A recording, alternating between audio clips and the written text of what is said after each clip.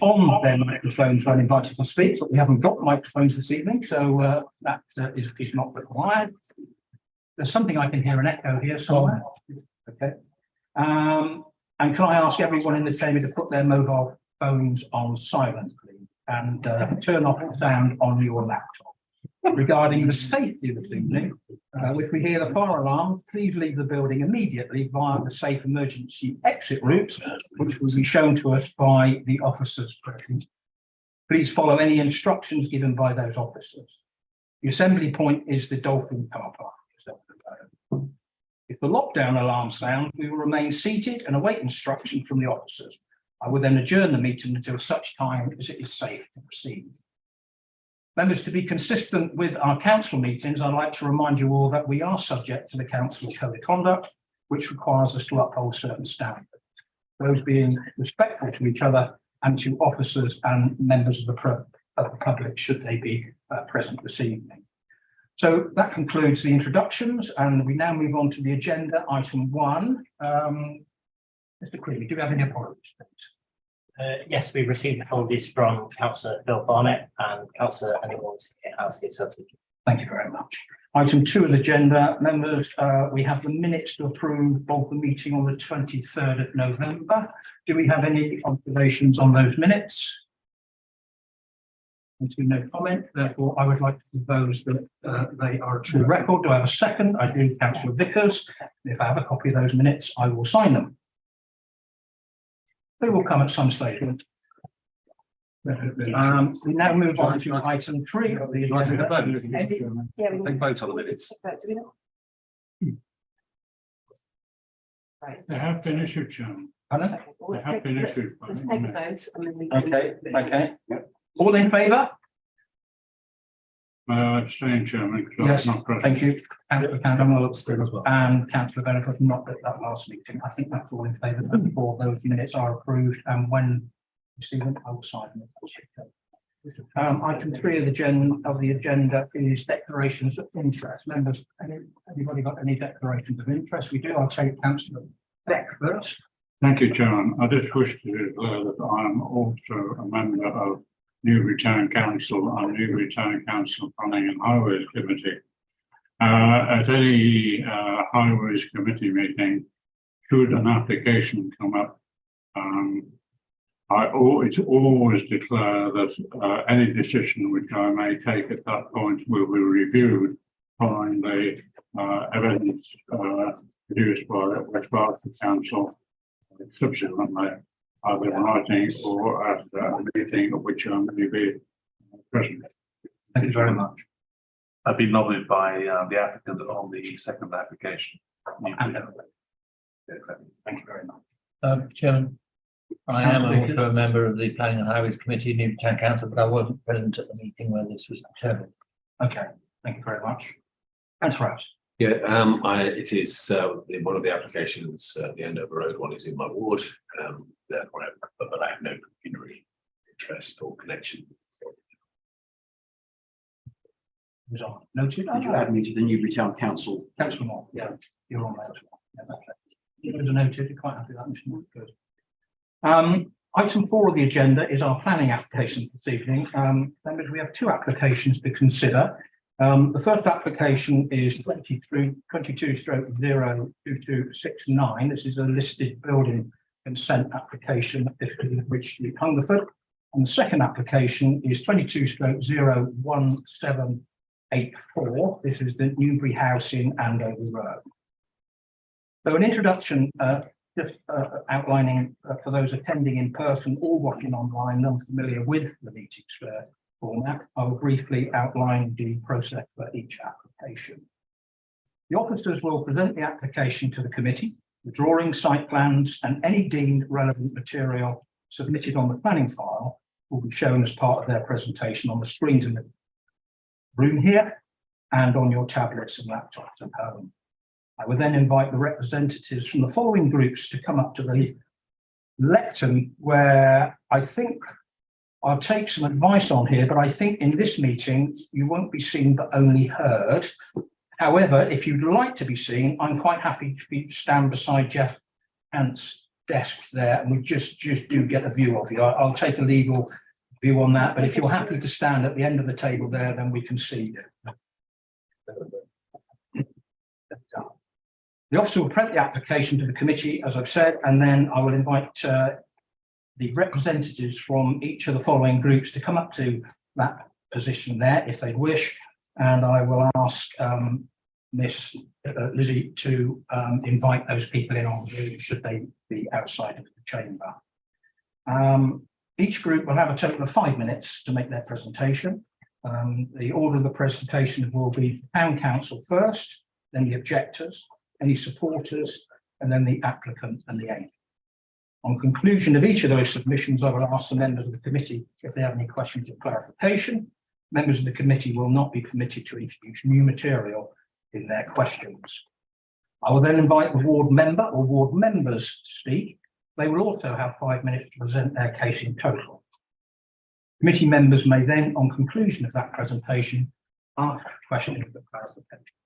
Committee members will then have the opportunity to ask questions of the officer's presentation.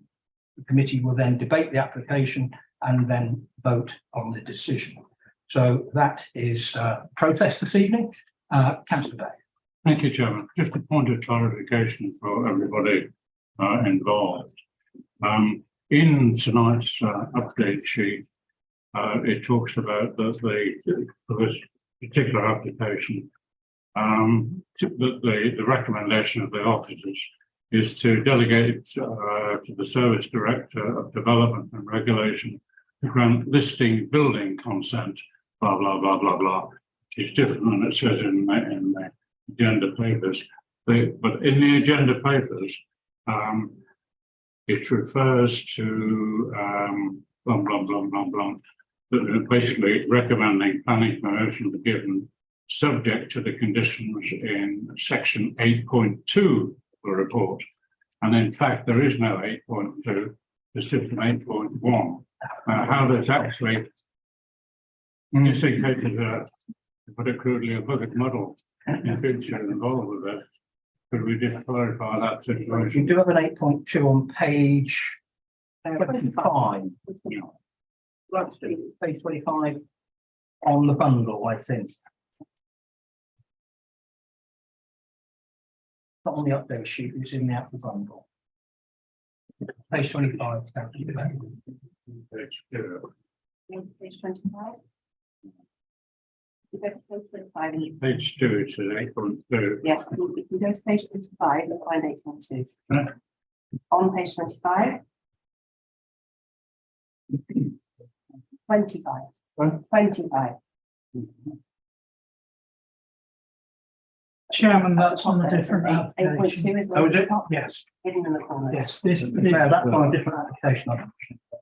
So can we have some clarification, please, from It's different. Clarification when I'm able to present, yes. Okay, so that will be explained when Mr. Tillman. I just don't want this to go through amendments, isn't it? Yeah, We filed our nest. thank you very much. Thank you. Thanks for pointing that out.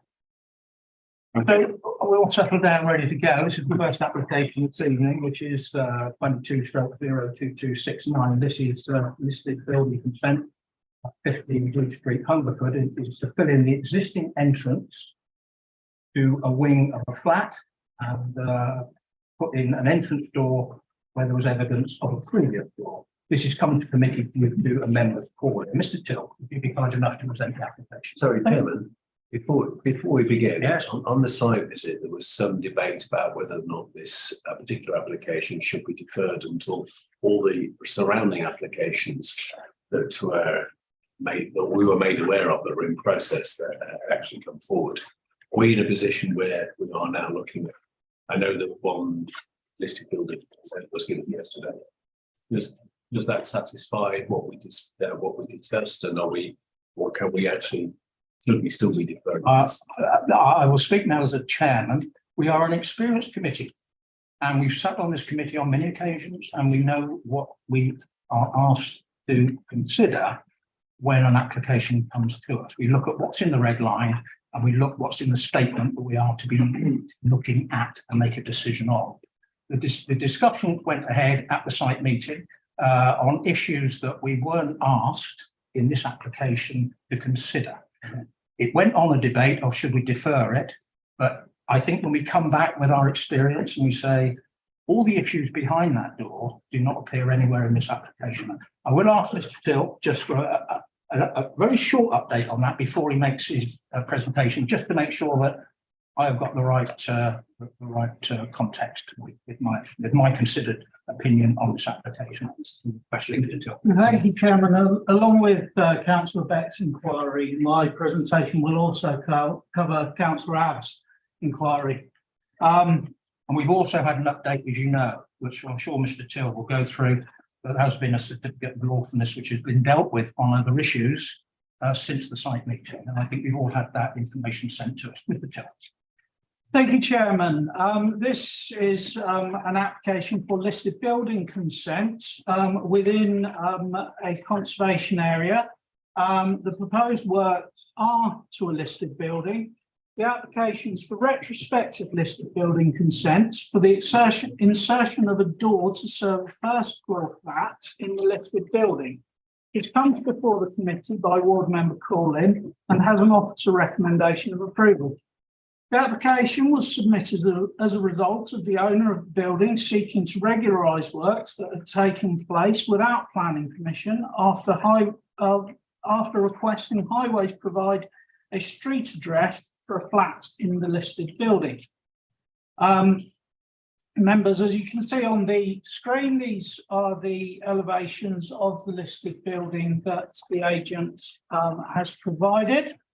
And this is a photograph of the listed building with the door in situ. Members, I should highlight that in this application, you are considering solely the matter of the insertion of the door in the listed building, as this is an application for listed building consent, not for planning permission. Therefore, it seeks only to deal with the visual matters and material matters impacting on the listed building itself.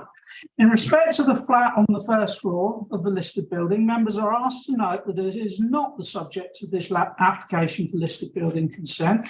However, for information, as shown on the update sheet, a certificate of lawfulness application that demonstrates that the flat has been in separate residential occupation for more than 4 years has now been approved, and your officers accept that the lawful planning status of that dwelling based on the evidence of lettings that was submitted with that application. In respect of any works associated with that flat in terms of the listed building itself, while no application has come forward for internal works, those works could be subject to a separate request for an application for listed building consent should planning officers establish that listed building consent was required for those works. However, that doesn't prevent the determination of this application for the sole external work to the building, which is the stopping up of the previous door and the insertion of the current door.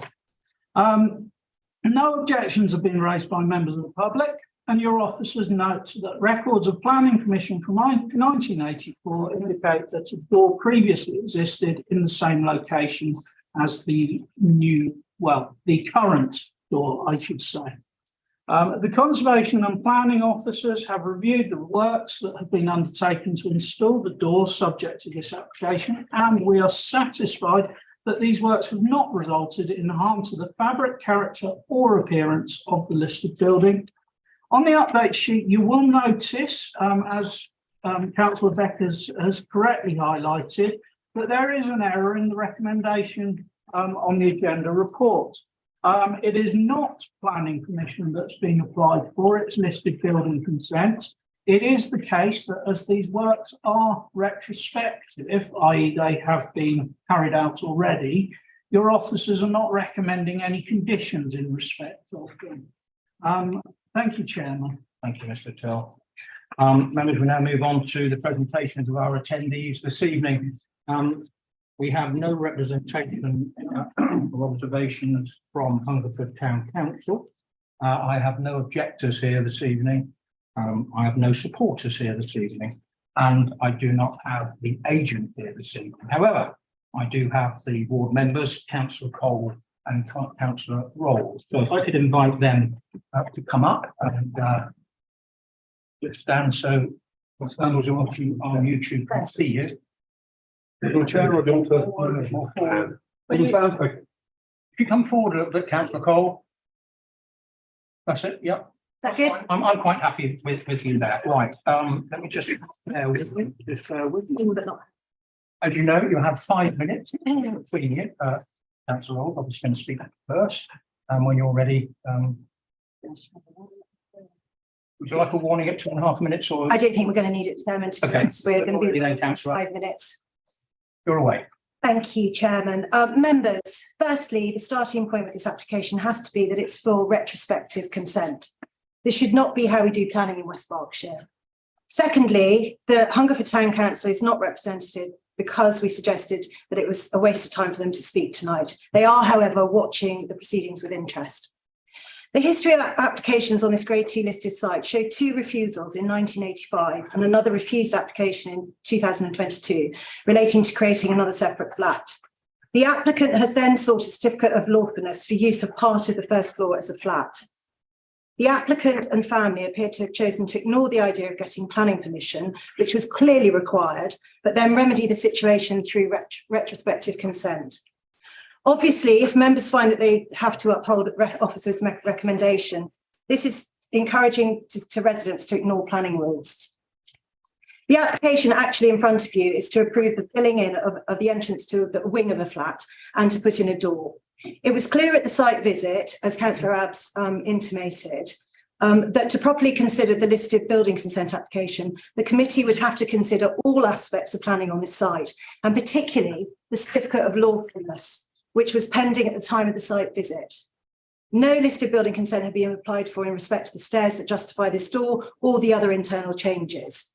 And it seems unclear to us at first sight why officers appear to have approved the application for certificate of lawfulness on the 17th of January, which was yesterday, one day before tonight's committee, when clearly that application is inextricably linked to the application in front of members tonight.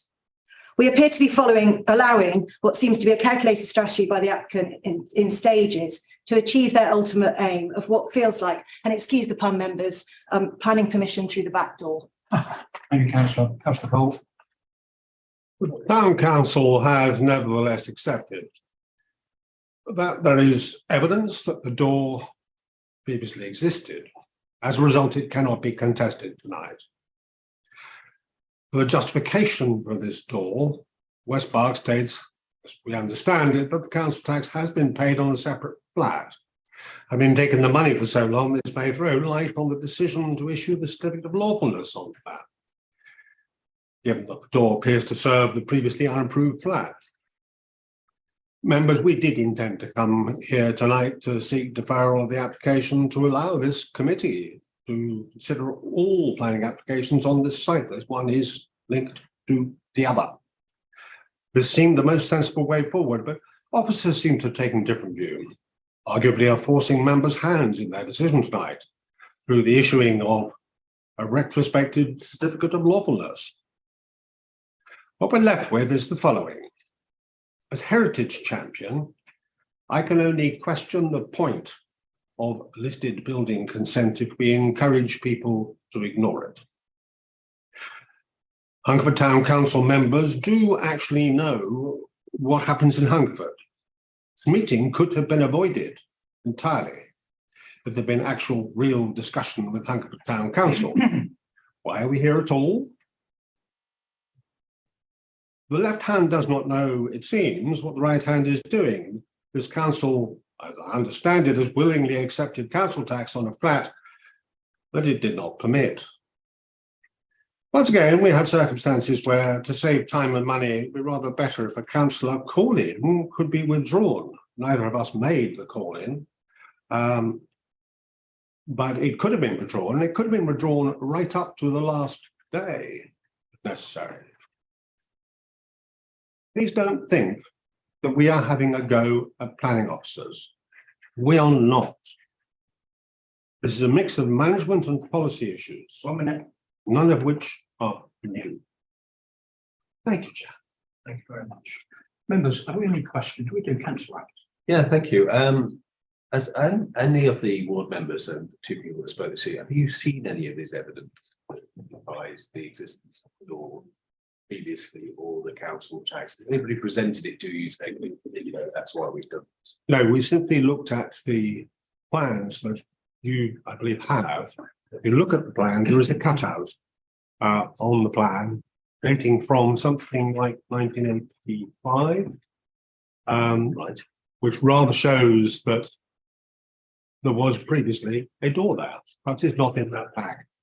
Councillor Abs, I raised the same question with Councillor Cole, and that was the answer. We had a I raised the same concern. we had a rather full presentation from Hungerford Town Council, which has gone through all of it, looking at all the previous applications, seen the history, but the existing history, that is, of development of this old site.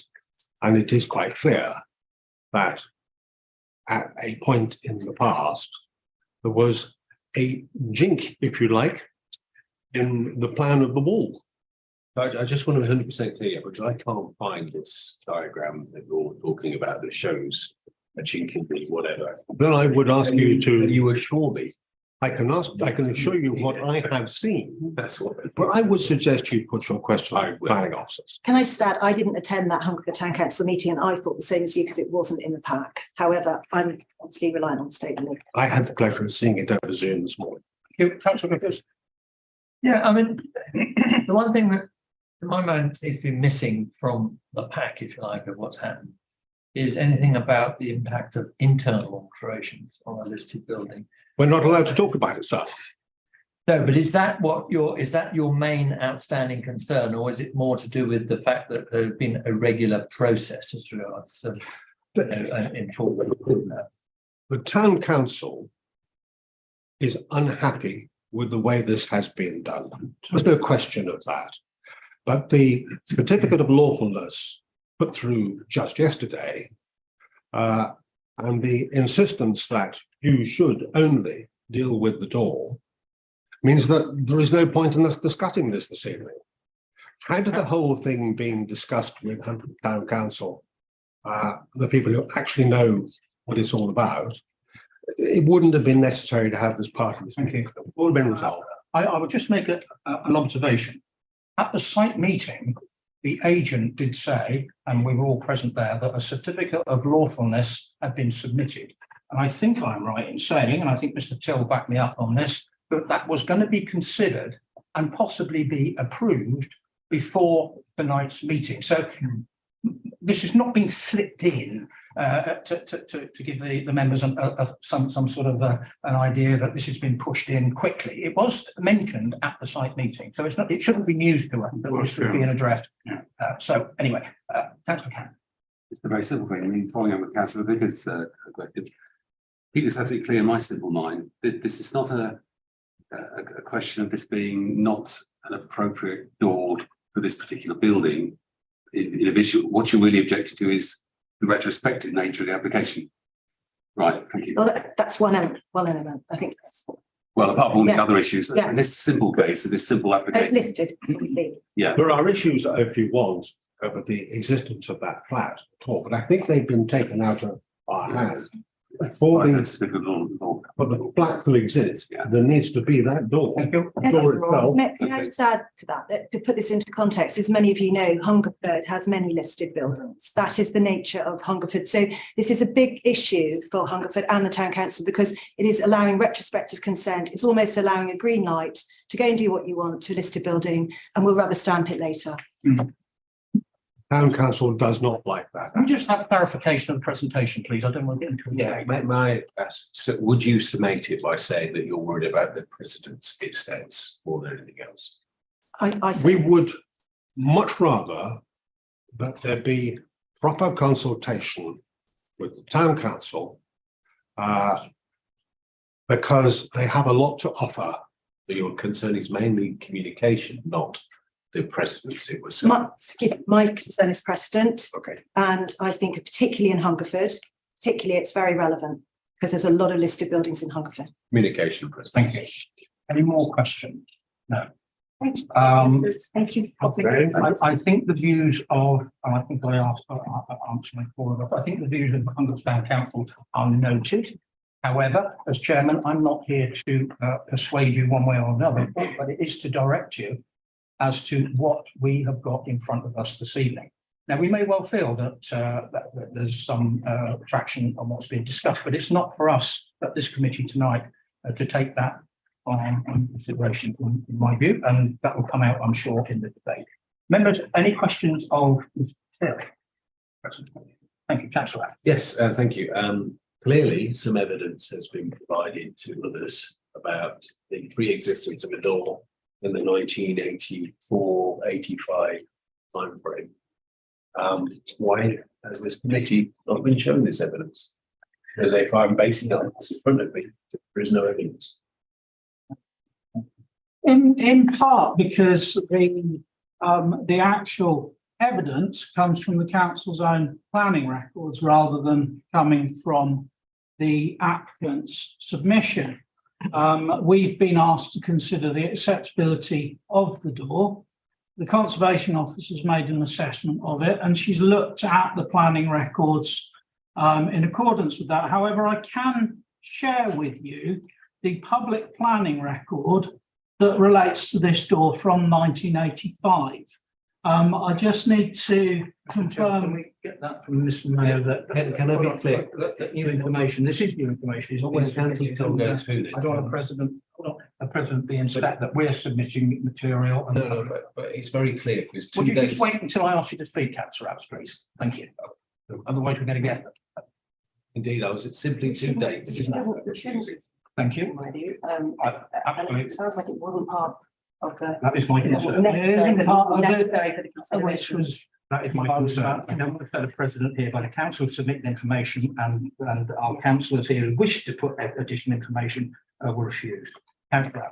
Yeah, the clarification I was hoping for is that in the initial presentation, the evidence seemed to be from the 1984 timeframe, and now we're saying it's from 1985 when the refusals started coming through. So it's very important for me to understand the timeframe, and it would have been much easier to have seen some evidence presented to say that it existed. I'm not sure why we're not seeing it. So, Mrs. Mayor, is it acceptable for Mr. Till give a verbal explanation, Mr. Till? So actually, looking at the planning record number, I note that it's a 1985 application, and it's simply my error in explaining. that's fine. Thank you. That's what happening now. Good. Councillor Beck. This is the question of Mr. Till. Oh, no. We're not on the debate yet. Any more, Councillor Beck? Yeah, the thing that I find odd is that we have a listed building consent for only a part of the auditorium. Now, I haven't looked to see why this building is listed, but in most cases, internal walls, whilst they may not be part of a normal planning application, are considered as part of a listed building. Couldn't the officers have persuaded the applicant to make a more comprehensive application?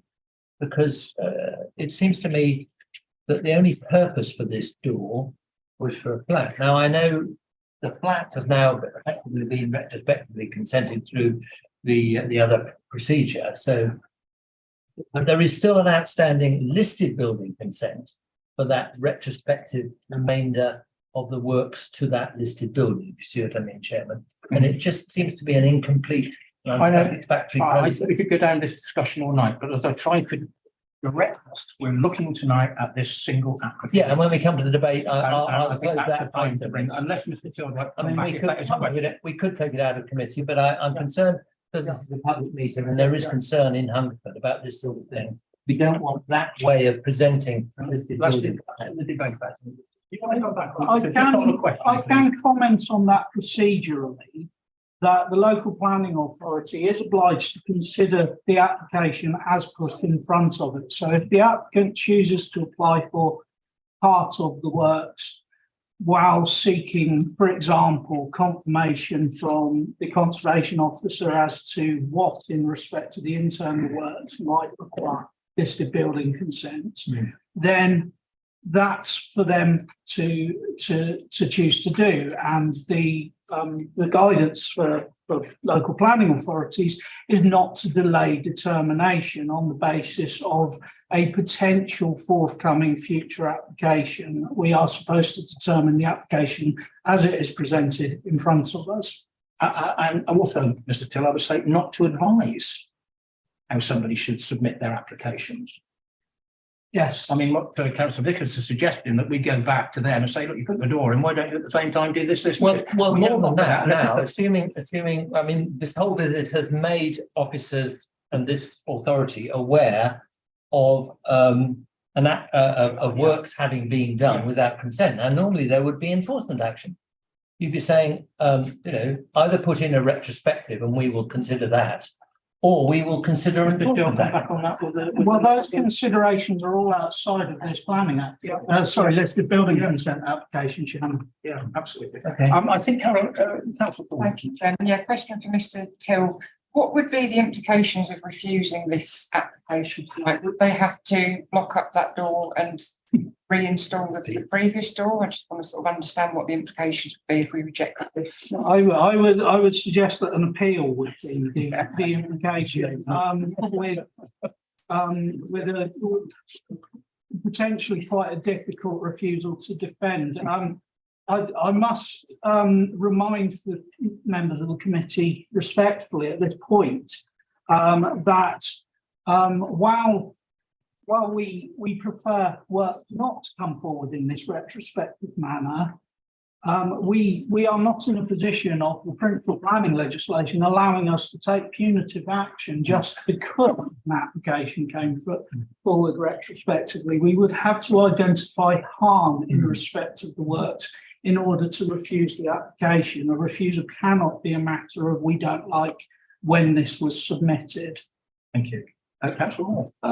My question was exactly Councillor Culver's question. My supplementary question has just been answered. It's very good. It's not working quite well, isn't it? It's not working so well. Any more questions? We do, Councillor. Yeah, thank you very much. Further clarification, please, from Mr. Till.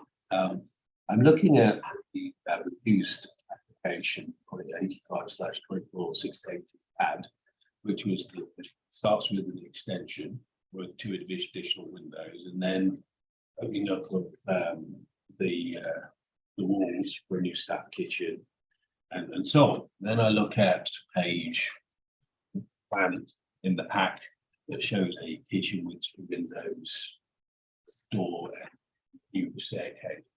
And I'm just trying to understand, they were refused. And I know we're looking at the back door, but in the pack, I've got this clearly showing a kitchen with 2 windows and so on. Can you confirm that, in fact, these aren't, just been done anyway? And we're just missing it. Well, the works that we have considered under the certificate of lawfulness application, which I have to remind you is a separate application, confirm works that were undertaken around about 2005 by from the evidence submitted in order to carry out conversion works. Those are the works that we're aware of that have been carried out without planning permission. And those are the works that evidence of lettings has been provided for. In respect of any refused works, I can't comment on that matter because we are here to consider the the listed building consent application that is in front of us today. So I don't have detail to provide you of any other further unauthorised works beyond those in the certificate and the listed building consent application. Would you agree that if my supposition turns out to be correct, that in fact you shouldn't have, but it's unlikely that it would have been approved. I've just, when someone puts it in the pack and says, go consider it, I'm now considering it, whether or not you want me to or not. And I'm flummoxed by that, seeing a kitchen with 2 windows and then linked directly to all these other refused things. So I really would have, I may ask going forward that we have much more clarity. In debates as part of your argument where you're going with this one. I've got a question, and it's not really related to Councillor Cole's statement of, and you might not be able to answer this, Mr. Phil. We've got the council taking council tax on something that planning didn't know we had. Now, I guess the use of the normally the left doesn't know what the right is doing, but can you say there's no tie-up between the people who take the council tax and planning? Well, we are the local planning authority. That is a separate body from the council tax administrator in this case. So while there is a liaison in terms of communication constantly between the local planning authority and council tax in order to establish whether circumstances like this have taken place and therefore cross-inform, inevitably there are a few cases that we may not be aware of. I think the question is, as a part of the procedure, when somebody pays council tax, whether somebody in the planning department checks that it is actually a bona fide residence that can be let for council tax. I think Is that a part of the procedure? I think Or is that a loophole? That's what I'm asking. unfortunately, the two types of legislation are sufficiently different that it would make that direct kind of liaison almost meaningless. So, So I just wanted to cover that, so members might be thinking, well, how did this come about? But I think that gives us some idea. Yeah, so thank you. Of which we wouldn't know.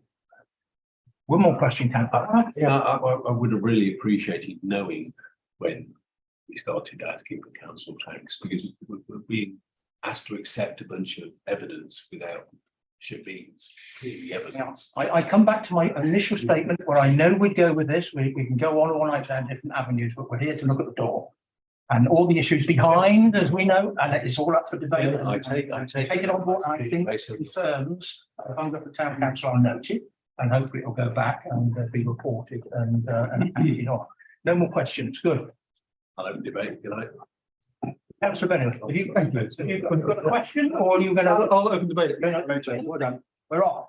Members of the public, good evening. You have me to thank this coming to council committee tonight. Thanks, probably not the word. I was looking to protect the interests of Hungerford Town Council, who take their role as champions, if you like, if Councillor Cole will forgive me, for the heritage of Hungerford very, very seriously. Whilst I understand the client's desire, at the same time the client's desire to make sense of this, quite frankly, muddle of a building as it stands at the moment. I'm understanding and sympathetic with both sides. Councillor Cole was right insofar, was quite right. The process that we have doesn't allow us to withdraw an application, and information came through after the member's end date, and it wasn't possible for me to do anything other than let this run its course, and here we are. Hungerford Town Council were concerned they were working with plans which were inadequate, insufficient, and a design and access statement which was brief at best, and I have to say possibly one of the skimpiest design and access statements I've seen in my years in this council, this committee. One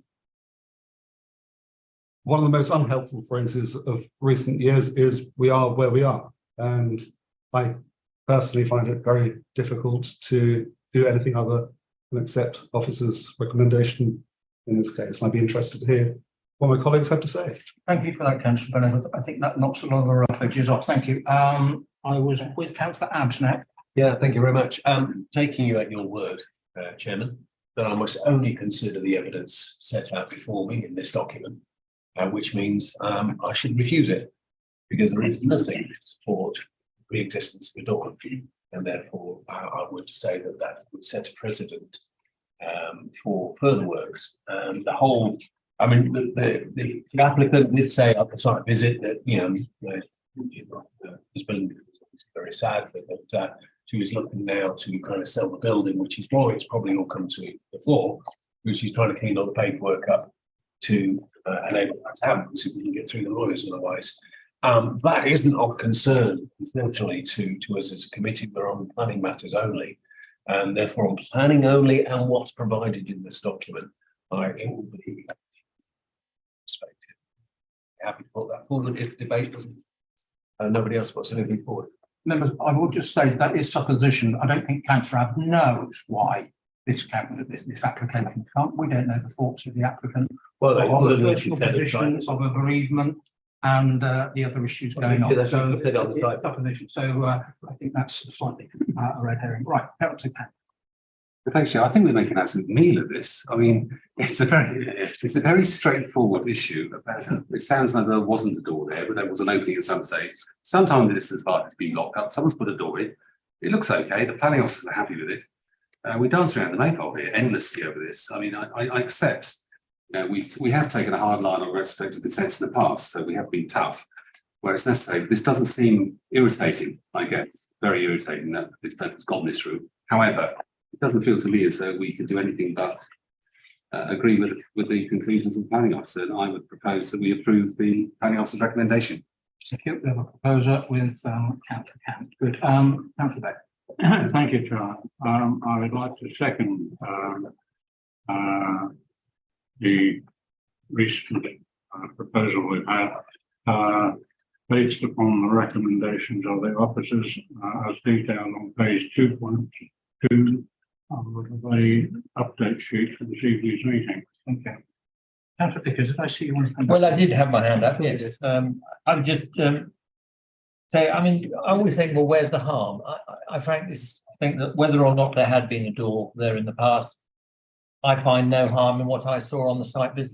And if the conservation officer agrees, I think the only harm is to our due process. I am unhappy about the way in which this has come forward as an incomplete LBC, but I accept what officers say and that we have no alternative but to just look at what has been submitted and decide on that basis whether that is acceptable or not. And I will be voting for the resolution that's been put and seconded. Thank you very much, Madam. I have no more comment, no more debate.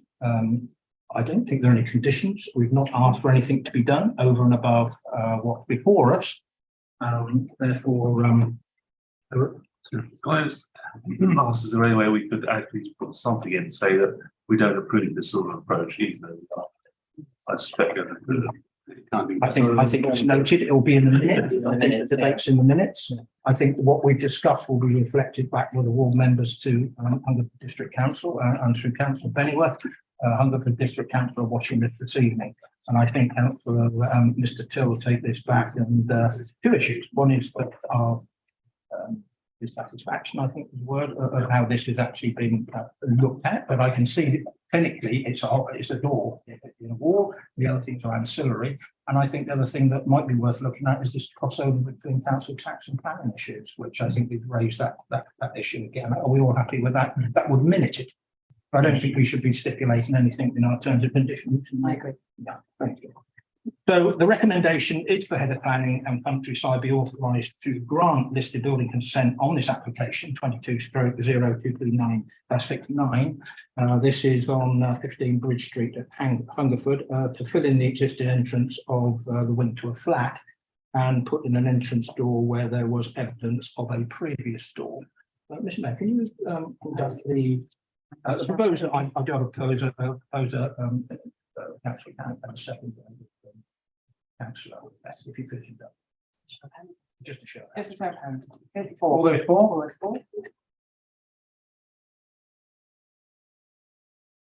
Against? One abstention. One abstention and against. So that application is approved. Councillor, thank you for attending this evening. Thank you for your presentation. That is well. Right, we'll now move on to the second application, which is the Newbury House in Andover Road. If you remember the demolition of the existing two-bedroom bungalow, which we saw on the site meeting, which was number 235. along with the existing garage, which again we viewed, and the erection of 2 dwellings, external alterations to Newbury House and associated landscaping. This is a resubmission of an application 220086. Which Till, I'm sure, will address in his presentation. There were concerns that this was a resubmission of a previous, not a new submission of concerns, which I'm sure we will cover. And this has come to committee through letters of objection. Mr. Till. Thank you, Chairman. Bear with me, I will share my screen.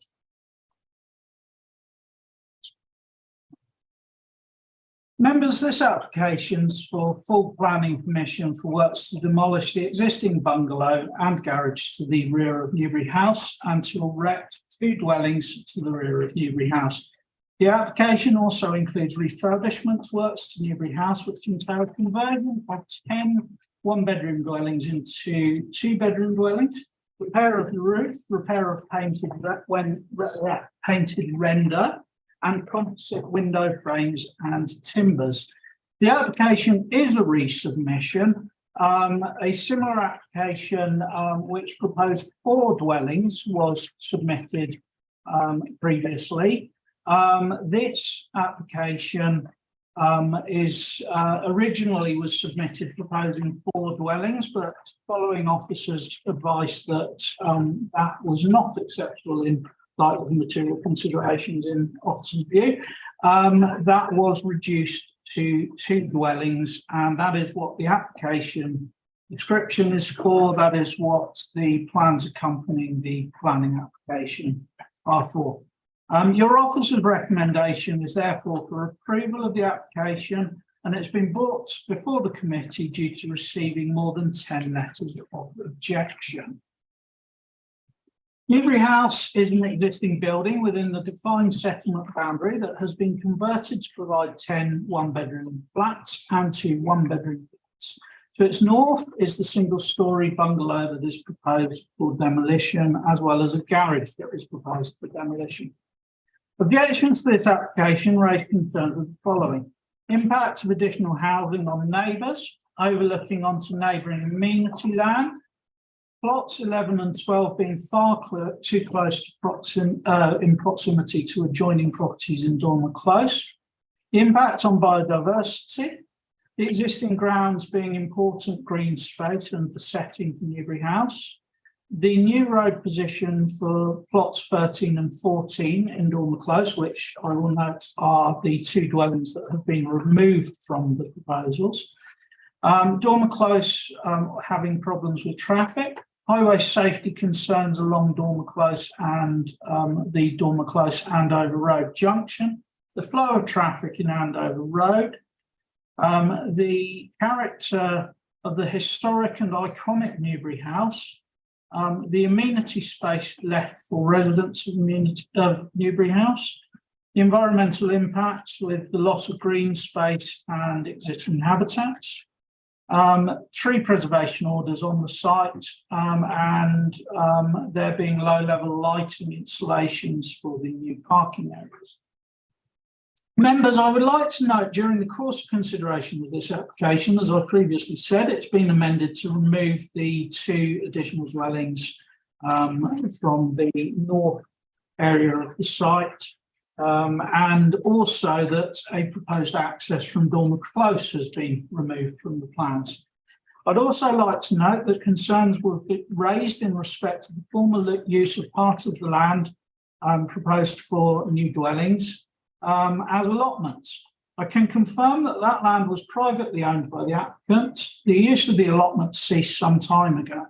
There are no statutory duties applied to that land, as would be the case for the allotment land that was being operated by the town council, and its historic status as private allotments is not a material planning consideration in this case. In respect of the works to Newbury House, the Conservation Officer has considered these works as their works to a non-designated heritage asset. The Conservation Officer is satisfied that, subject to provision of a schedule of materials, these refurbishment and repair works will not harm the character of Newbury House and as a heritage asset.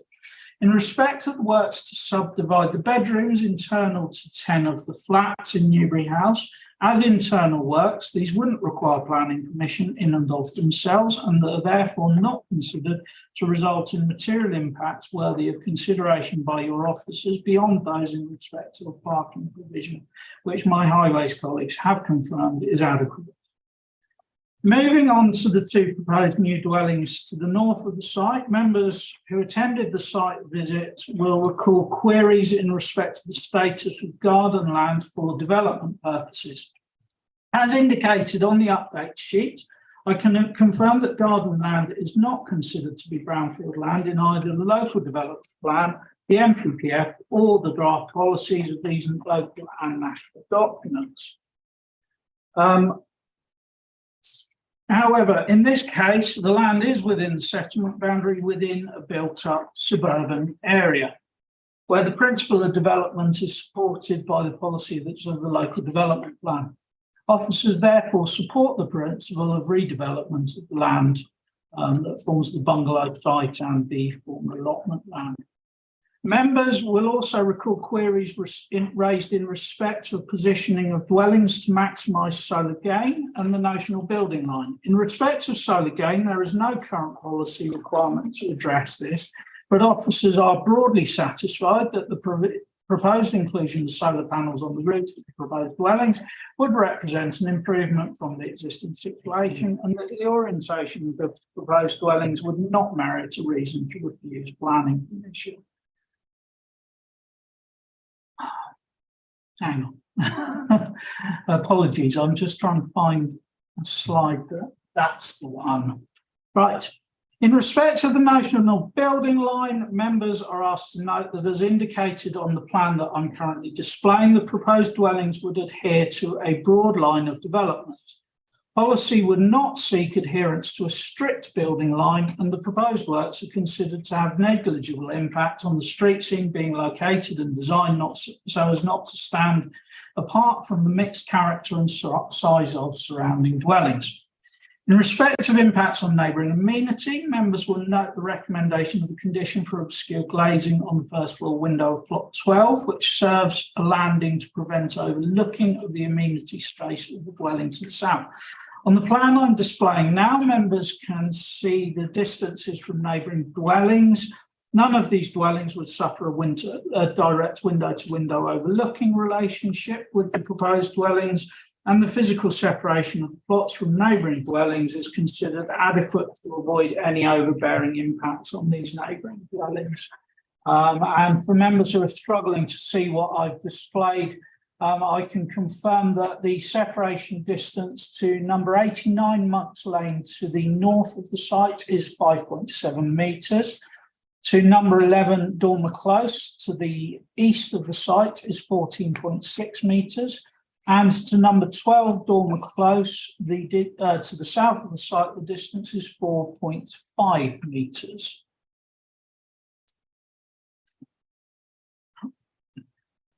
Regarding trees, several trees on the site, notably to the south and southwest alongside Newbury House, are covered by tree preservation orders. The tree officer is concerned that he's satisfied that trees covered by the TPOs and worthy of retention will not be impacted by the proposed works subject to the conditions he's recommended. During the site visit, attention was drawn to north-facing ground floor windows in number 12 Dormer Close, which would face directly onto the proposed amenity space of plot 12. However, members are asked to consider that the landowner would, at this or any time, be entitled under permitted development rights to erect fencing of up to 2 metres along this property boundary, and that this matter is material to considering any impact on the amenity of what rooms served by those 2 windows. Members, you will note from the consultation responses that the highways officer, ecology and drainage engineer have raised no objection on matters of access, parking, preservation of ecology, preservation of mature trees and landscaping, or flood risk and drainage subject to the conditions recommended in Schedule 8.2 of the report. The highways officer also notes a shortfall of 1 space for the proposed new dwellings, but does recommend an amendment of condition 9 in the update sheet in order to allow submission of further parking details, noting that there is scope for provision of an additional space on the site of the two new proposed dwellings. I would also like to note that in respect of access proposals, these do include removal of a small section of the existing wall alongside Andover Road in order to allow for better access, manoeuvring and visibility. Members, turning to your update sheet, I would like to note the amendment to condition 9 that I mentioned previously in respect of the parking scheme. The information provided regarding the definition of brownfield land, the details of separation distances between the proposed new dwellings and 11 and 12 Dormer Close and 89 Monks Lane, and the schedule of works proposed for Newbury House. Your officer's recommendation is for approval, subject to the conditions set out in the agenda and as updated by the update report. Thank you, Chairman. Thank you, Mr. Till. Members, as you know, there is additional vehicle movement on this application, so I've asked Mr. Goddard to address us on the highways issues. Mr. Till. Mr. Goddard. That's all right. Thank you, Chairman. There is a highways.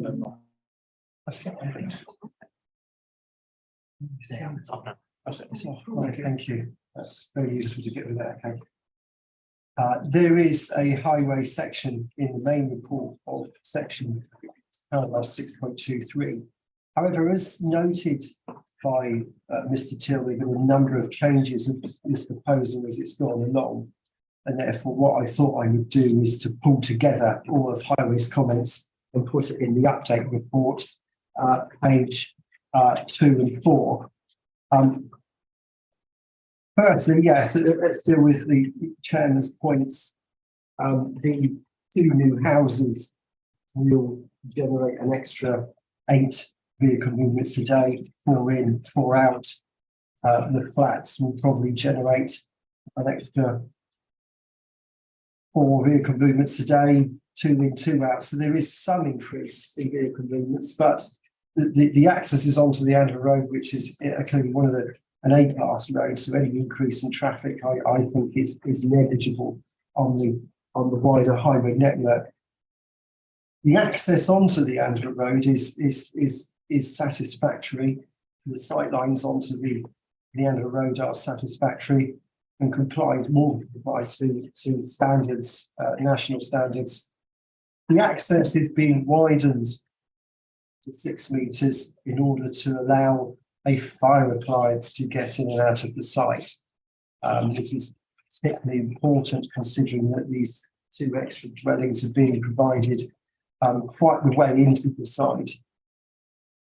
As noted in the update report, I'm not entirely convinced that a fire appliance can turn immediately in front of the 2 proposed dwellings, but as in line with the government's manual for streets, as long as a fire appliance can get within 45 metres of the dwellings, then that is likely to be found acceptable by the Royal Berkshire Fire and Rescue Service when we get to building control stage, should this be approved tonight. As has been mentioned, to comply with car parking standards, the 10 2-bed flats, the 2 4-bedroom houses, 22 car parking spaces are required. We have 21. Now, that shortfall of 1 is, in my view, not sufficient to object, in my view, but I would nevertheless like the opportunity to work with the applicants a bit more to provide an additional space, primarily for the new 4-bed houses going forward. Therefore, I do recommend approval, but with changes to condition 9 to allow details to be submitted. So therefore, in conclusion, Chairman, your highway officers raise no objection to the proposal. Thank you, Mr. Goddard. We'll take any questions a little later on. So we now welcome our attendees this evening, and if Thank you. Could I just through you, Chairman? Ask for Mr. Goddard to. We'll take questions of Mr. Goddard a little later. Okay. If that's okay. Well, when we've had a presentation of the Right, sure. attendees. Okay, thank you. So we now come on to our attendees, and it's nice to see Councillor Nigel Foot back with us. Councillor Foot, you I've just said when to stop. Yep, lovely. We can see you there. Okay. If you'd like to come over to the left just a little bit, that's right. And you might need to just turn sideways. There we are. We can see you. And then, Mr. Chairman, that's not my good side. the best we're going to get this evening. Now, you know the format. You've been here many, many times before. So you have 5 minutes. Whether you need a prompt to 1 minute to go, or you think. Thank you. I'll be quite brief. But before I start, Mr. Chairman, could I ask Mr. Till if he could, if it's possible to put the diagram up of the building line that you had? Is that At this stage before you start? Thank you. Okay, I'm happy with that, Mr. Till. Thank you, Chairman. I will just have to do a thing with my computer, and then I should be almost there. That's very kind. Thanks. You need it for the whole presentation. It's just I want to point something Okay, out that's fine. there, if that's okay. Yeah. There you are. Brilliant. Thank you very much indeed. This application, as has been already pointed out, came before Newbury Town Council on 2 occasions. We refused the application, or we recommended, we objected, I should say, to the first application, its first iteration, because we were concerned about the traffic flow in Dormer Close, and we were also concerned with the 2 properties that were going to be built on the south part of the site and the impact that would have on. Show us where that was going to be. Yeah, that would have been down here. Thank you. And the use of Dormer Close as an access. In this new application, obviously, these 2 properties at the south have disappeared, and we're pleased that the new access is onto the Andover Road, as has already been explained. So we raised no objection to this most recent application.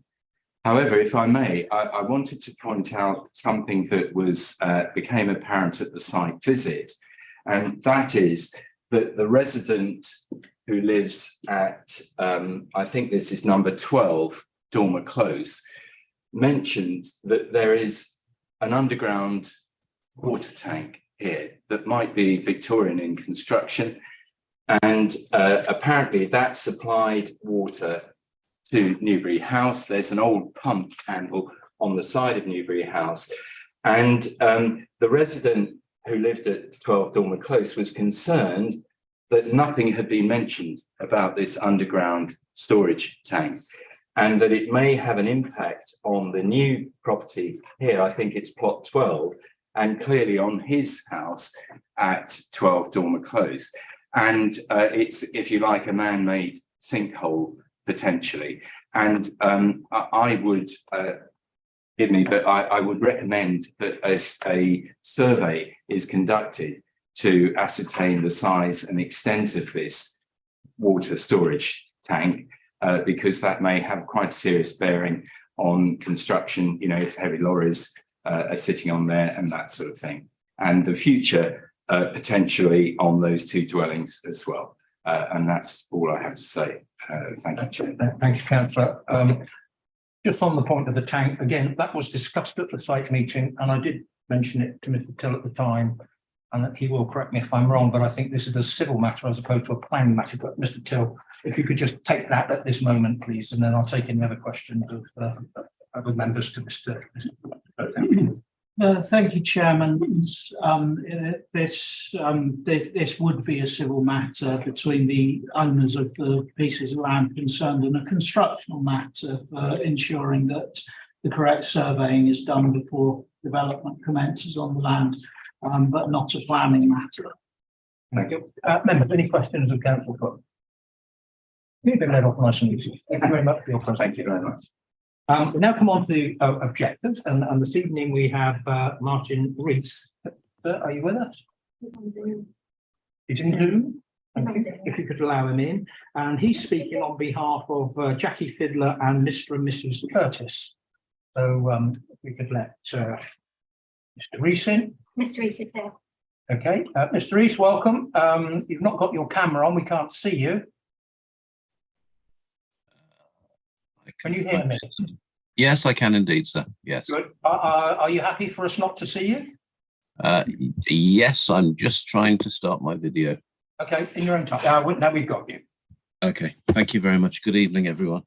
So I'd just like to make a short statement, if I may, please, just listing 3 points. You've got 5 minutes should you need it. Should you need it, the full 5 minutes, I can give you some indication at 1 minute.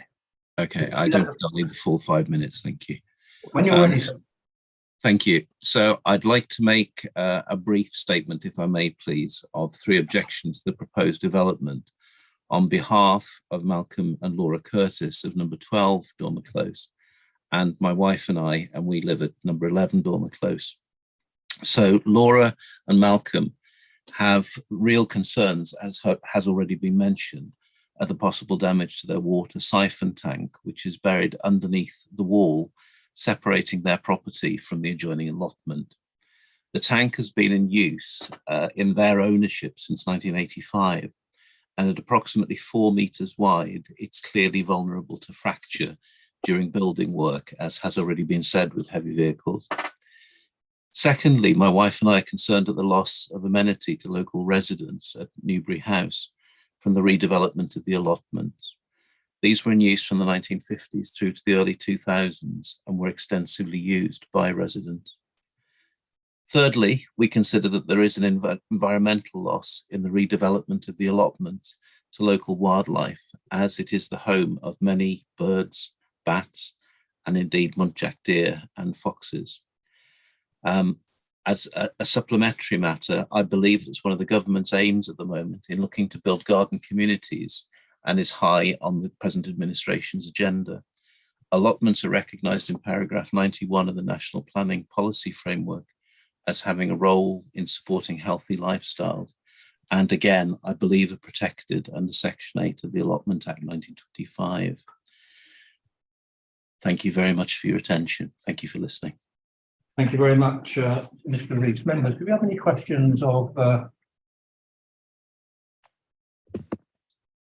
any questions of yes, we Councillor House. Yeah, good evening and thank you very much for your presentation. You don't happen to know how far into the 2000s the allotments were used? My wife's done some research and was in contact with a lady whose aunt used to use the allotments. I think the final date of up until her death, she was using it through to 2004. Thank you. Members, any other questions? Thank you very much for your presentation, Mr. Rees. Thank you. You'll be taken out of the meeting now, but you obviously continue to watch. We now move on to the no supporters of this application here this evening, but I understand we do have, is it the agent here? Yes, it's the agent, and both agents. Yep, not the applicant. Good. That's Luke Challenger and Ian Blake. Is that correct? And you're from Black Box Planning and IB Architects. Gentlemen, if you'd like to sort of make yourselves comfortable. Sure.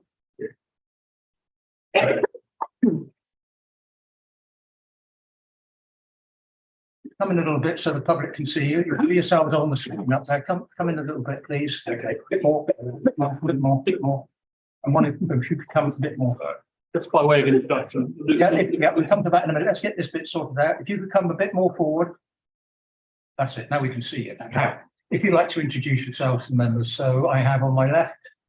Yes, Luke Challenger from Black Box Planning. Thank you. Ian Blake, IB Architect. I'm here to actually answer any questions. Luke is going to sort of deal with our statement. You know, the members have got questions afterwards. It feels appropriate. Okay. You know the format. You have 5 minutes. If you need the full 5 minutes, I can give you some indication at 1 minute.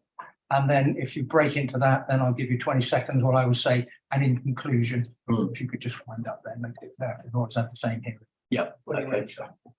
Okay. Well, thank you very much for the opportunity to speak this evening. Obviously, we've already introduced ourselves.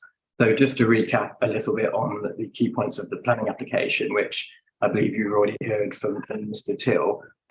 The application before you this evening has been subject to much negotiation with officers and revisions to bring forward an acceptable scheme to the committee. As was referenced earlier, the original application sought 4 new dwellings on the site, although there was concern from the tree officer around impact on seed-going trees towards the south of Newbury House. Therefore, the revised proposal sought to remove those 2 houses from the proposals and also an associated proposed vehicular access close. So effectively now we just have the 2 dwellings. And to fit it into its wider context, the applicant is Sovereign Housing Association, and the intention being that the funds from the sale of the 2 dwellings will help pay for the renovation of Newbury House, both internally and externally.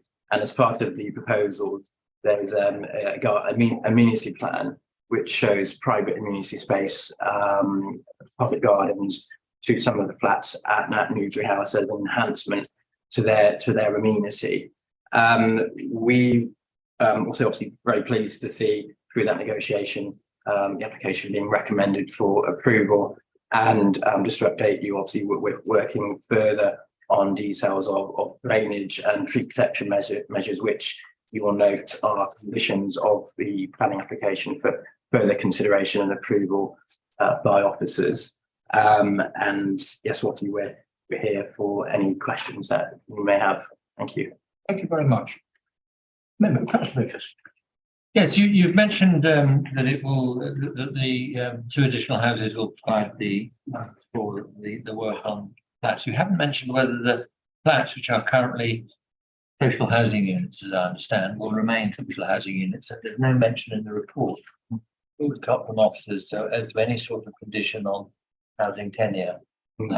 So what is the intention of the applicant to retain them as social housing units? So it's Sovereign, yes, the applicant being Sovereign Housing Association, they operate and rent out those units. So the intention of the wider project is to fund and retain that accommodation. So would the applicant be content if we were minded to request a condition to that effect? Well, I think maybe a question for the planning officer in terms of the scope of what's been submitted and the extent of the degree to which the existing units within Newbury House are part of the planning application. I think previously we also put forward plans to approve external alterations to Newbury House itself. Okay. Thanks, Ralph. Yeah, you've mentioned that these 2 houses will be sold. So what I'm trying to understand when they are sold, where the outline of the sold properties is, given the parking arrangement that is around it. Can you? In terms of conveyancing, well, I think it's maybe a little early for that question, but I think the planning application is designed to ensure that the parking spaces associated with those dwellings are in an appropriate location and accessible. And I note the support or the no objection received from the Highway Authority on parking matters. Could you expand on how the EV charging points work in the scenario you've just painted, considering that they are both next to the houses that are being sold, or are you assuming that the charging points will be sold at the houses? Are those the parking spaces? They're the EV charging. Would that be the EV charging for the houses, the dwellings? Yeah. Yes, so there's no EV charging considered for anything else? No, just the two dwellings.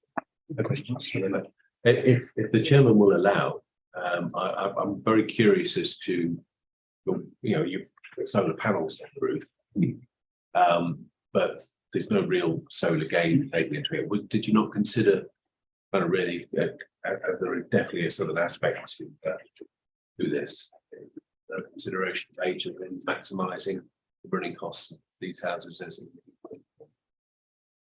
I don't want to get into this discussion. No, okay, thank you, Chairman. No, you can answer, but I don't want to. I know, just to say, what did the question, you told us solar gain, a completely different, a bit of a misnomer, because solar gain is to do with overheating. You're talking about the photovoltaic cell. No, not panels. I'm talking about orientating a house with or without solar to take advantage of the rise and fall of sun throughout the year. So solar gain is. It's something I was just bring up in the debate, but I think you also got to look at the actual the layout of the site and the access. I think we're leaving as well as looking at. Considered that. We did, yeah. Thank you, Councillor Bax. Thank you, Chair. I'm just a little bit confused here, whether I should ask which or Ian Blake. The point the councillor has just raised. It would seem to me that, for example, on page 23, item 647 in the agenda, it refers to the fact that each dwelling will be provided with solar panels. There's no mention of Newbury House itself, and from what I've picked up from what you've said now, it is not your intention to so do. Is that correct or not? We've shown photovoltaic cells on the two new houses. Right. Correct. We've shown solar panels or photovoltaic on two new houses. Yes. Not on Newbury House itself. Yeah, and a point of order, we're not talking about. No, that's it. We're staying way off. That's fine. Thank you. You've clarified it. Thank you. Councillor Fanning. Thank you, Chairman.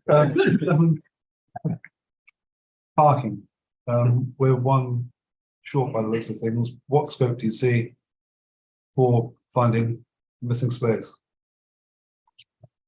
Well, yeah, there is space to put another parking space in there. So that's something that might be. Yeah, I mean, personally, it was something I was unaware of until Paul got on speaking earlier. Okay, thank you, Chair. Thank you. Yes, we do. Councillor Cobber, thank you. Thank you. Are you happy that bearing in mind all the flats at the moment are one bed and they're going to become two bed, are you happy that there's going to be sufficient space, and are you envisaging single rooms, double rooms, etc.? I mean, this flat's enormous. I don't know whether you didn't have a chance to go inside, but all of the proposed alterations still meet NDS standards. Okay. Yeah, thank you. Question. The only question I was going to ask, and it's in the paperwork somewhere, really just give us a very quick overview of what's going to happen to the outside of the house when it's renovated. Is that a paint job? Are we going to stick some new windows? Are we going to put pavement in? The long or the short answer? Medium, please. Medium answer. Okay. The fabric of the building at the moment is a solid masonry construction. It's 9-inch brickwork. So there's some real issues with damp on the inside of the building. I'm really looking at just the. You've got to look at the full fabric. We look at the moment. We've accounted for redecorating the outside and replacing the windows as a sort of a basic. But we've also got to look at how that building breathes, because it's been painted over, which will stop any moisture getting out, and putting insulation on the inside, because it needs insulating. Obviously, we've got to actually take account for the building to be able to breathe both directions. So a long answer would be, we've got to do a lot of study in terms of what can go on the outside and what can go on the inside. So that's yet to come. It will be improved. Thank you. Any questions on that? Anyone? We're quite happy on the external. We don't really touch on apart from the questions on the flats from down the corner. Well, other than Chairman, that the plan efficient that's being granted is just for the minor alterations on the outside. Would it not need to come back again if they decide to put cladding on the outside for what like you've brought up the issue of potentially doing something on the outside other than painting it? I think if we were to change the outside and come back with cladding, we would need planning consent and all that, so it would have to come back. Thank you, gentlemen, for your presentation. No more questions. That's very, very useful. We now come on to our ward members, and I think this evening we have got Councillor Marsh. Councillor Marsh, do come and join us. Thank you very much for your patience this evening. I've been sat through the first application, and now your turn. Wait every moment. If you'd like to come through, where we are, we can see you perfectly well. You know the format. 5 minutes. If you need more, 4 minutes, I will give you a minute's notice in 20 seconds.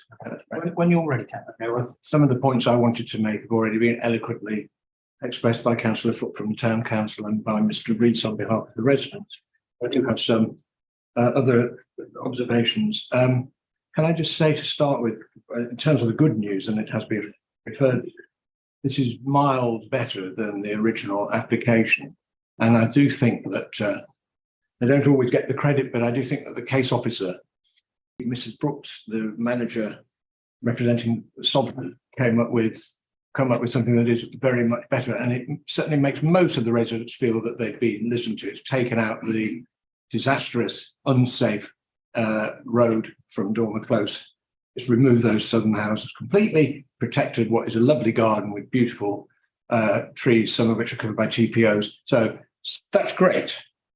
Now, they also moved the two houses that are the two still being proposed somewhat westerly, so that they were further away from the properties at the end of Dormer Close and the properties in Monks Lane. And I understand that Mr. and Mrs. Daly in Monks Lane, who originally were very concerned about the proximity of the new property to their house, are now reasonably happy. There's a rather, and in fact, he was at the site meeting and the gap seems bigger. I am concerned about the gap between number 12 and the new house number 12, which Mr. Rees mentioned.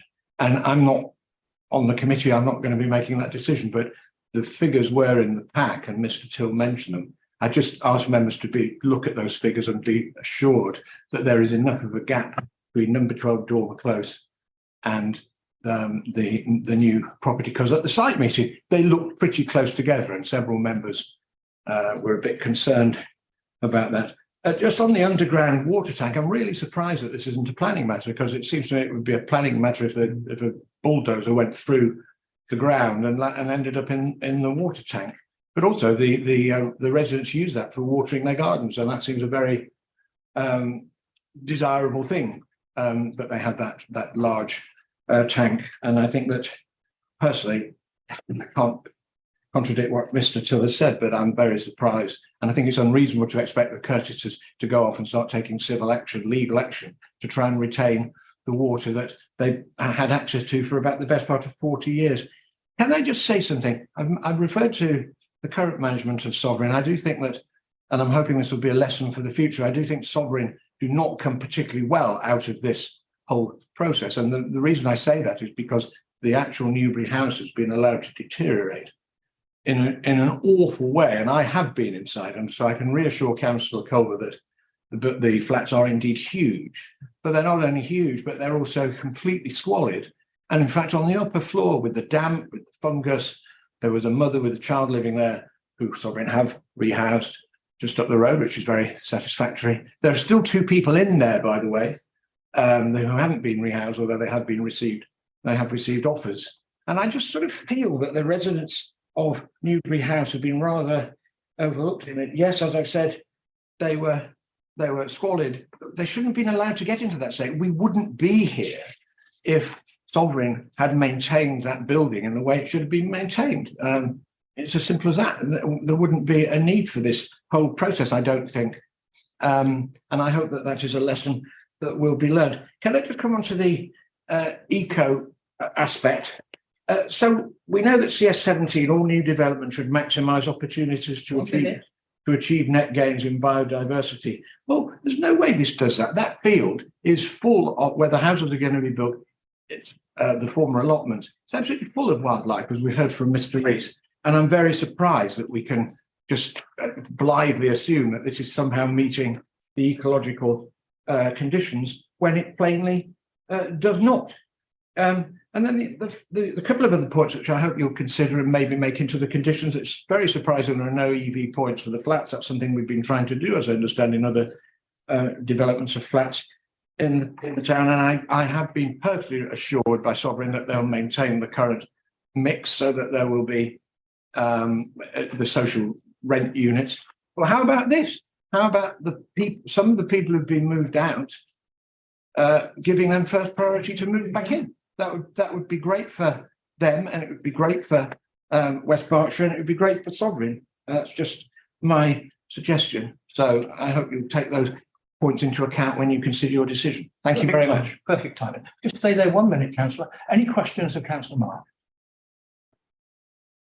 Thank you very much. Thank you. Members, any questions of Mr. Till? Councillor Cole, I think. Thank you very much, Chairman. Yeah, on the issue about the EV for flats, I would ask, as Councillor Abbs suggested, and Councillor Marsh as well, is it possible for us to put a condition on having some EVs for the flats? A second question, if I may, Chairman. We've obviously got planning permission for Sandalford, which is just behind Dormer Close. Have we done any kind of cumulative impact study regarding drainage? Because they have permission for that now, and if we give permission for this evening, do we know what kind of cumulative impact there might be? And we know that there's the water tank there as well. Another point on sustainability, we've mentioned in the pack that we currently have CS15 and also Part L of building regs as our current policy with regard to carbon. But my understanding is the new local plan, which has now gone to Regulation 19 consultation, does hold some weight already. And we do have more stringent policies in there about carbon in the process of construction, but also when people are in houses. So is it not possible for us to be more stringent on that point? And finally, Chairman, sorry to ask so many questions. With regard to the biodiversity, it would be interesting to learn a bit more about what the ecologist actually thought in their report. We've heard that there is wildlife there. But to my mind, the allotments were in a terrible state, you know, sort of rank grass and so on and so forth. But I would be interested to know a bit more about what the ecologist thought and he was satisfied was actually present in that area. Mr. Till, do you need a reminder of question? No, that was regarding electric vehicle charging points. Well Chairman. done. I got as far as 2 and then I ran out of paper. First question. Chairman, we have to consider when considering conditions of planning permissions, whether they are reasonable and necessary to approve the development that we're considering. In this particular case, our policy doesn't go as far as saying that EV charging points shall be provided to existing dwellings. So my concern in seeking that is that you would be going beyond what was reasonable and necessary in order to approve the development in front of you, in light of the current policies of the local plan. Mr. Goddard, do you have any comments regarding that? Chairman, yes, I was going to point members to condition 7. This particular point has been noted, and I meant to mention it earlier on. Condition 7 states, no dwelling or flats shall be occupied until the full details of electric vehicle charging points for each dwelling and for the flats have been submitted. So I would expect such details to be submitted, and I would also like to see some charges provided for the flats going forward. Thank you. Second question, Mr. Till. Second question was regarding cumulative drainage impact studies. The drainage engineers have been consulted in respect to this. Their responsibility is in respect of administering any cumulative studies. By comparison to Sandalford, in respect to this one development, we are talking a very limited amount of development that is required to have a scheme of SUDs provided with it that would need to be designed in accordance with the most up-to-date advice at the time that that scheme comes forward. In my professional view, that is the best that we can do in that respect, and it is for the drainage engineer to advise regarding any concerns over cumulative drainage. In respect of the Regulation 19 consultation, I am advised by my colleagues in planning policy that actually the consultation starts on Friday. In terms of the current weight to give draft policies part of that consultation, my advice from policy colleagues, irrespective of whether it started on Friday this week or last week, is that the weight to be attached at this stage should be extremely limited, because the policies have not been fully consulted on. They haven't been in front of an inspector even for a first round of amendments. So at this particular stage, we shouldn't be attaching a great deal of weight to emerging policy on those technical matters regarding carbon storage, etc. And the final matter was in respect of biodiversity. And unfortunately, this is where I have to draw something of a blank, members, because the findings of the ecology survey are confidential.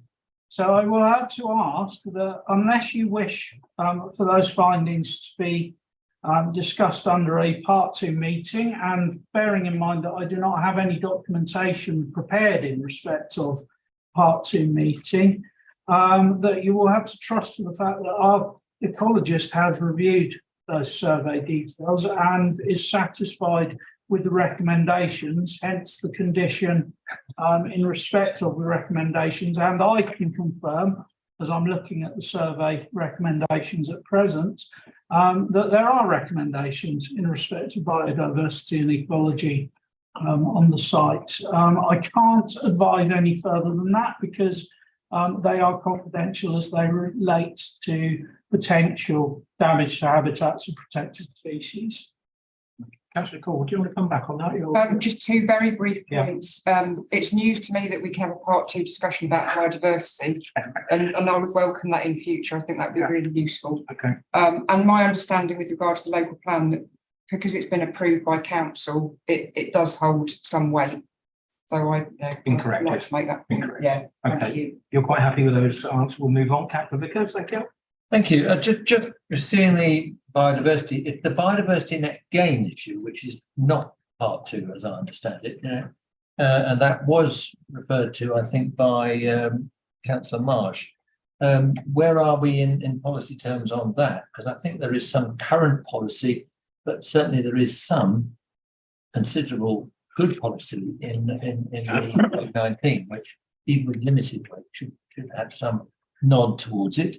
I would also ask officers what their comments would be were we to request a condition regarding the social housing, so that we can make sure that what is currently a very valuable resource for our district in terms of 10 social housing units in a pretty sustainable site, near shops and everything, that because I have my worries about the viability of the work that we're giving consent to, and it may be that Sovereign are minded to sell the whole site on with consent, and we therefore might lose, unless there's some condition along those lines.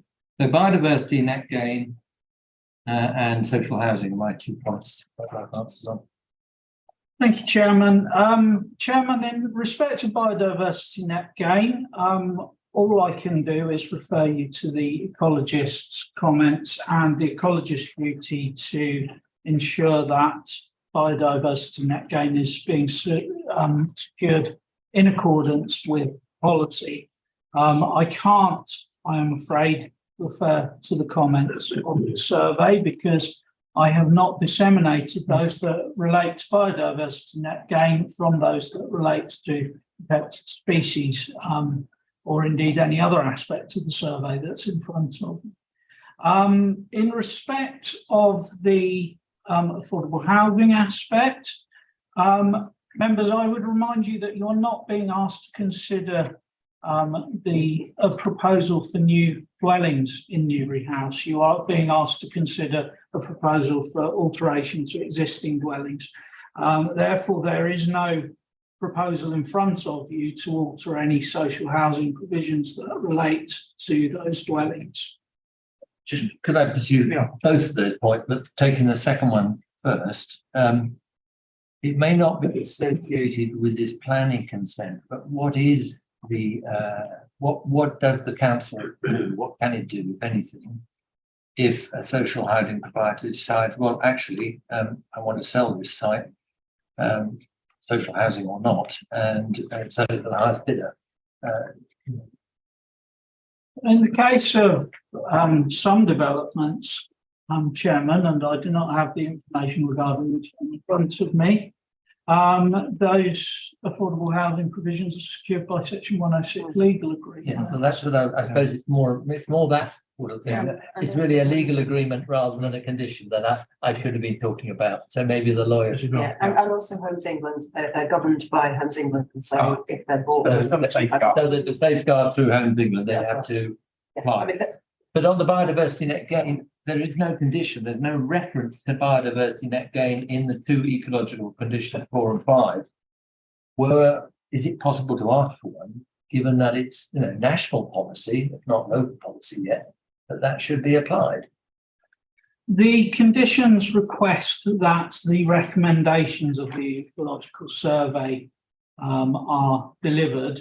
And that ecological survey is the document that's. And that is deemed to satisfy that particular. The ecologist has commented to say that he has no objections. As custodian of our policy in respect of biodiversity net gain, if the ecologist wasn't satisfied that these proposals were delivering sufficiently on biodiversity net gain, then an objection would have been his opportunity to secure that. So you're asking the committee to accept that report, although we don't. I'll take this up in the debate, Chairman, if I may. Thank you. All finished. Good. Councillor House, thank you. Yes, actually, a lot of what I was going to ask, I think, has been covered. But I am left slightly. I guess I think I'll hold for debate. Actually, because it's to do with JBCs. Councillor Beck. I don't know whether this is the right time or not, Chairman. There's a question of Mr. Till or Mr. Goddard on their presentation. Okay, with regard to Mr. Goddard mentioning that one of the proposed new dwellings could be afforded with additional car parking space to the one, and he's basically recommending that this is actually conditioned. Will that be dealt with by Mr. Till? Which will be dealt with by both of us. Assuming that there's agree with that proposal. It's quite clear. Yeah, it will be dealt with by both these officers. Councillor Moore. Thank you. Yes, it's a bit of a procedural point following a question by one of the residents who I happen to know is former legal officer of the council, so probably knows his stuff on it. The application form on the website still says 4 extra houses. Somewhere in an amended cover letter from the applicant or the applicant's agent, he requests or suggests the application's change, and the application in front of us tonight is titled 2 extra. If we follow your, are we confident that the paperwork trail is 2 and not 4 on this? Hence, I emphasise resubmission of the application 0086. Except it hasn't been resubmitted because the original application is still on the website. Yeah. Thank you, Chairman. In actual fact, the case law on this reflects the fact that the most important thing regarding the approved works is the approved plans, rather than the description of development. So in this case, the plans that are proposed for approval show 2 dwellings, not 4 dwellings. They're stated in condition 2, as recommended by your officers, and we're satisfied that there is clarity both in terms of the plans and also in terms of the written audit trail of correspondence between officers and the agent in order to secure the amendments that reduce the number down to 2. So we are satisfied that belt and braces, we're not in danger of allowing 2 additional dwellings that we don't intend to allow. I just thank you. That's very helpful. I just observe that the amended application comes out at the 19th of October. The number of objections, some of which might not be objections, that follow that is very few. And many of the objections, I haven't done the arithmetic, before that were all about the fact that there were these additional houses and the road. We may not have been needed.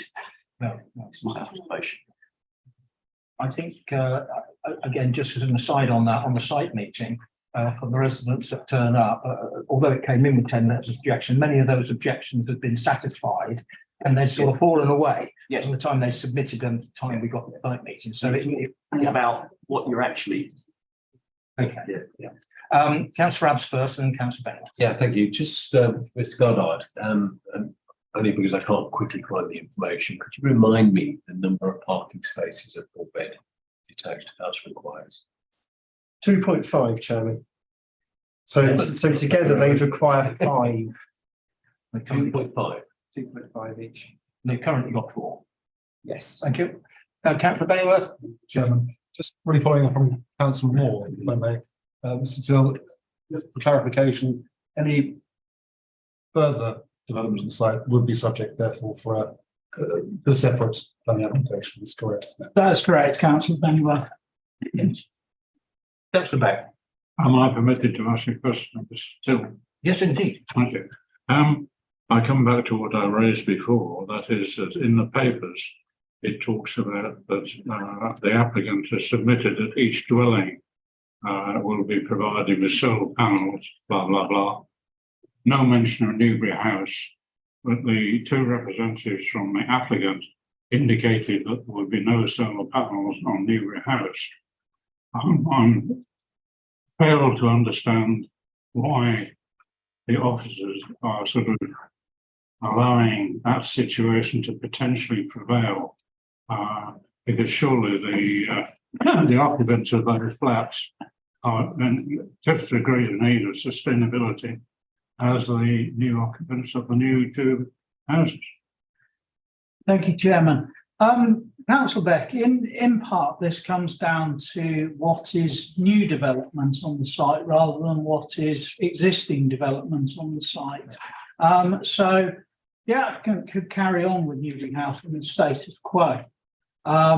Newbury House is also a designated heritage asset, a non-designated heritage asset, I should say, which means that installation of solar panels is a difficult consideration in the first place. But really, the key consideration here is that those dwellings already exist on the site, and we can't impose conditions which would essentially impose additional restrictions on existing development.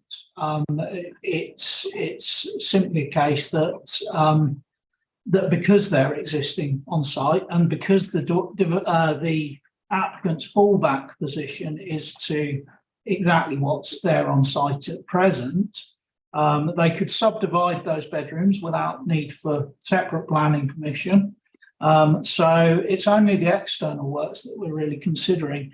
While I completely agree with you that we would love to provide for additional sustainable energy technology for existing residents, that really goes far beyond what existing planning policy could secure for this development in your office's view. So yes, Anne, is it possible, that this committee could actually make a recommendation that the applicant seriously considers applying, solar panels or whatever to Newbury House? No. I would suggest that that falls beyond the scope of the works that have been applied for here. Thank you. Members, I have a question, Mr. Goddard. We have 2 houses now in what effectively is the allotment, a fair distance from the main road. With regard to access, and this is a road that's going specifically to these 2 houses.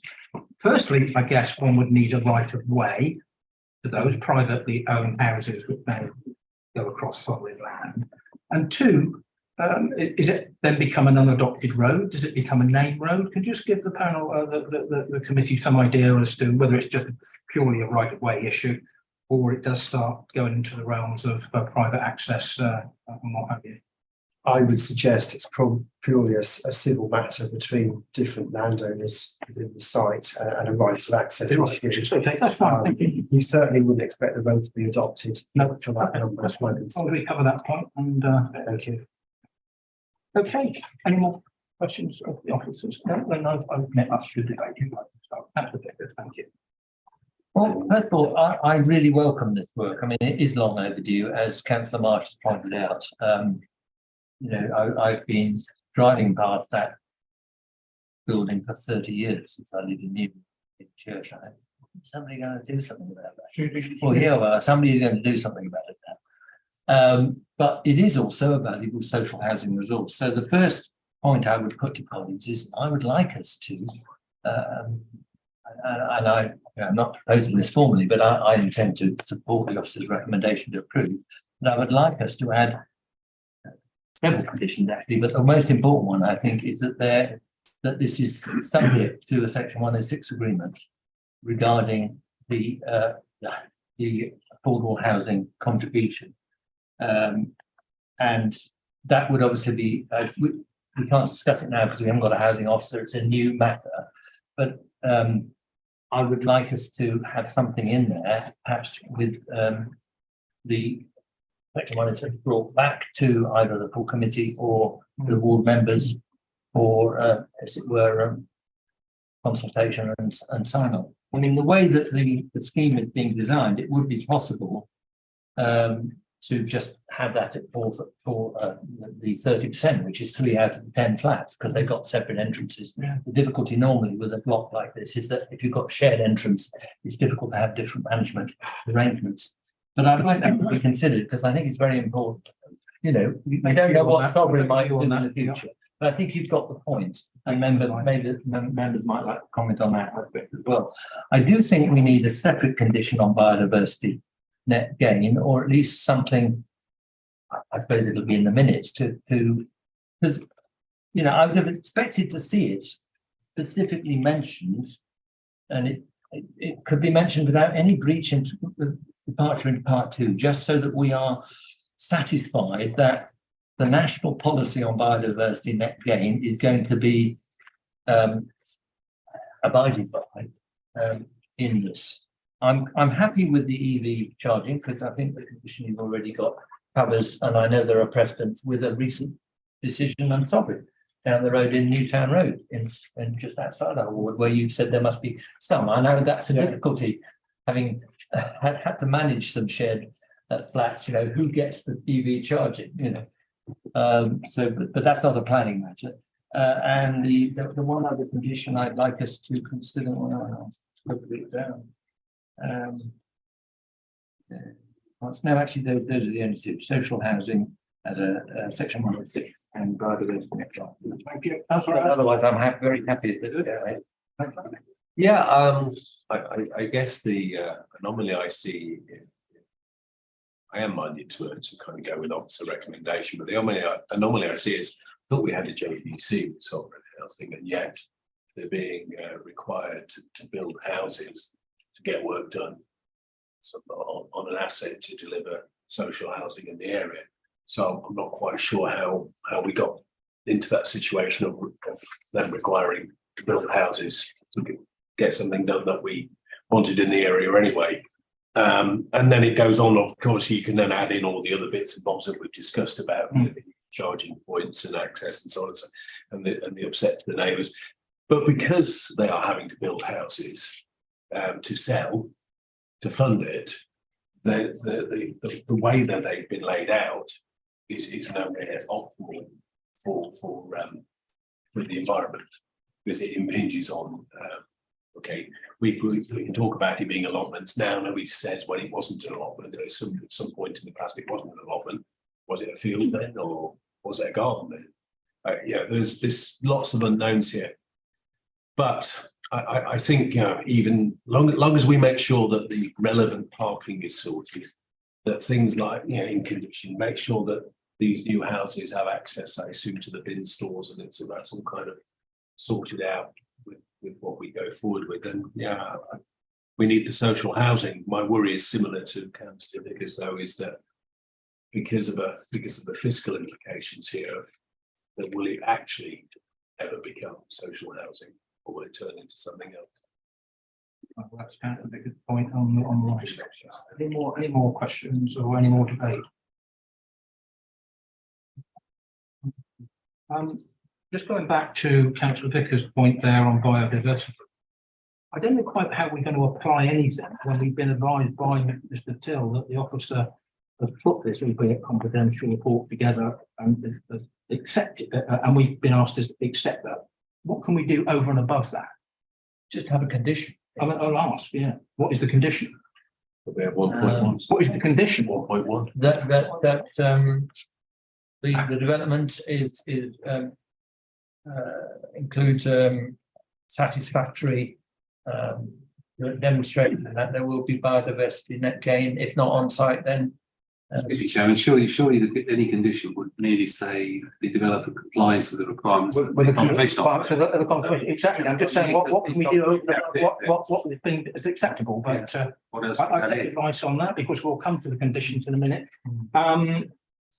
I got down here also one of the conditions was a survey. Can you remind me what we were talking? Water tank, wasn't it? Oh, water tank. Well, again, I've discussed this with Mr. Till, and unfortunately, it is a civil issue, and these things do crop up, which isn't a planning matter. So, yeah. I think, Chairman, on that one, if I may, there are two aspects. One is, as was raised at the side and it's been raised again today. Yeah. And that is the question of the tank exists, which is quite substantial. It's a big tank. Yeah. And the other part is that certain householders, in a sense, establish a right to use that. I completely accept that the right of nearby people to use it is a civil matter. But I do feel that the fact that that tank is there should be incorporated in this. Well, I think that was the question. That was the question you asked as to what right do they have to use it? Well, I mean, unless I've used it for 40 years. I mean, that's a legal issue and a civil issue, which can't be resolved by us. It's a matter of fact. It's a typical premise whether we have a potential impact. I don't think we should dwell on it. It's got to be resolved by the applicant and the landowner. I don't have a proposer. We do. Councillor Wollaston, marvellous, and happy to second that, Chair. and so there we are, all done. So if we could just recap on these conditions, please, Mr. Till, as to, I've got down certainly biodiversity, which I don't know how we encapsulate that over and above what's being. I would defer to the officers. I think probably. I've got a tie-in of a 106 with regards to safeguarding the going forward with ensuring the future of these buildings. I'll put these down. I've got EV chargers at the resident. Well, I believe that in the conditions that's in a condition there already, so we're happy with that. The survey on the tank, I think we can dismiss that we discussed, and the conditions reparking, which needs to be. Any more conditions before we go to the vote? Councillor Benning? No, thank you, Chairman. Any observations on those, Mr. Till, Ms. Mayor? Yes. Whether actually we can actually include them. Chairman, I think most importantly, I need to touch on the request for a section 106 to secure affordable housing. Members, I need to strongly remind you that section 106 agreements should be used in order to mitigate the impacts of development. Now, in this particular case, we have a development that is not providing 14 new dwellings on the site. It's providing some necessary renovations to an existing building, some internal works that would not require planning permission, and essentially just an upgrading on the status quo. So I struggle to see that our policy on affordable housing provision would actually capture the proposed works in this particular case. I'm happy to withdraw my request because you're right. It's not a new development, and therefore it's a mitigation issue. And if it were ever to be sold, it sounds as though we've got cover from Homes England. Yeah. And probably a second. Well, thank you for that explanation. So that reduces us down now to really just the parking, I think, doesn't it? Biodiversity net gain. as Well, I well. would say whether that's going to run or not, with regards to, you've asked us to accept that report, albeit confidential, and it's quite adamant that something ought to go to remind them, but I don't know how we cover it. Well, it's in the minutes, and Yeah, but how binding is that? well, maybe if the ward members could have sight of the part 2 outside meeting, and if necessary, if we feel it's not adequately covered, could we? As our legal officer got on the record. I was reading the conditions. Just go over that again, please. If ward members were allowed to have sight of the confidential report on pathology, and if that appears to have to cover the issue of biodiversity net gain, which is why I'm not really interested in what particular species are there or what aren't, because I'm not qualified to judge what's important to preserve.